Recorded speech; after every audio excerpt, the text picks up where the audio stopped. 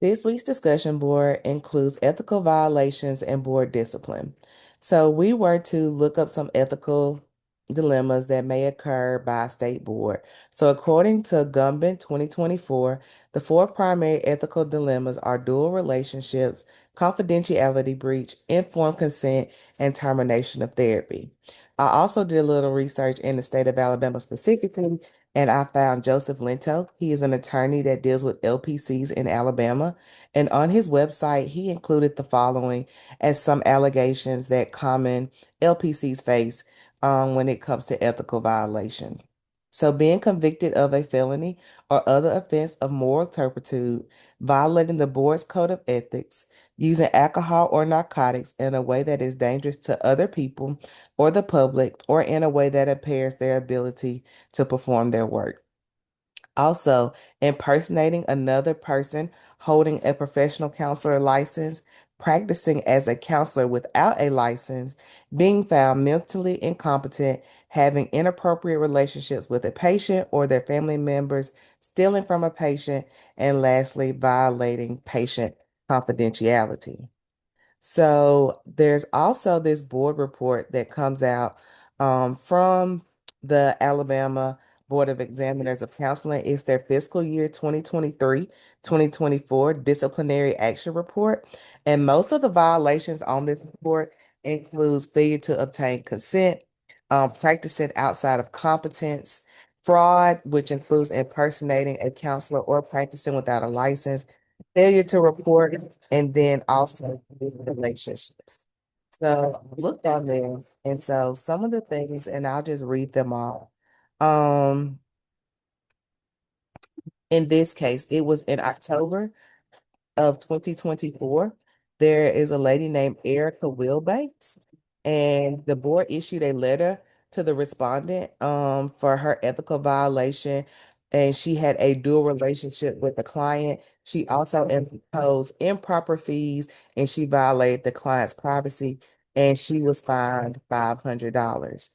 There was another issue on the same day with somebody named Stephanie Harris, and the respondent committed an ethical violation during her practice by promoting relationships between clients. She was fined $250. The most expensive fine that I found included $5,000. And this was a lady also on the same day, October 30th, 2024, Katie Clark. The board issued a letter of fine to the respondent. The respondent failed to timely renew her license, and she continued to practice without a license for 2 years. And so those were the dispositions of her case. Now, we were also supposed to look at the ACA Code of Ethics and our state code violation when it comes to impairment and things of that nature. So, impairment, when it comes to the state of Alabama, it says that, I'm sorry, I lost it.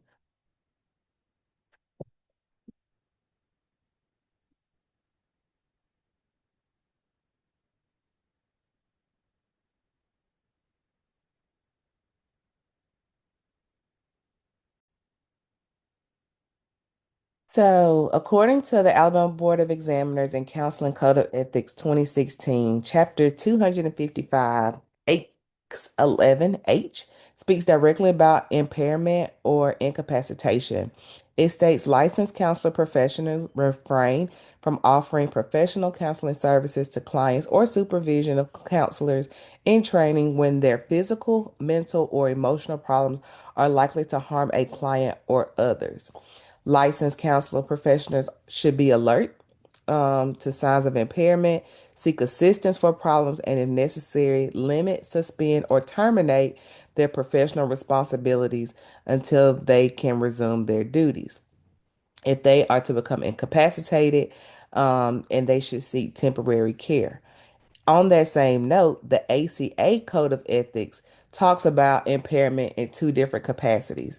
The first is the professional responsibility and impairment, and then the second one deals with supervisory roles and training and teaching. So regarding the first one, in the ACA Code of Ethics 2024, counselors should monitor themselves for signs of impairment from their own physical, mental, or emotional problems and refrain from offering or providing professional services when impaired. They should seek assistance from problems that reach the level of professional impairment, and if necessary, they should also limit, suspend, or terminate their professional responsibilities until they are able to resume work. When it comes to the supervision, training, and teaching aspect of impairment, students and supervisees should monitor themselves for signs of impairment from their own physical, mental, or emotional problems and refrain from offering or providing those services once they are impaired. And if they should notify their faculty if there are any other problems that should persist. Lastly, we were to include how our faith deals with ethical dilemmas. And there is one verse that comes to mind, and that is Isaiah 41:10. It says, "Fear not, for I am with you. Be not dismayed, for I am your God. I will strengthen you, I will help you, I will uphold you with my righteous right hand."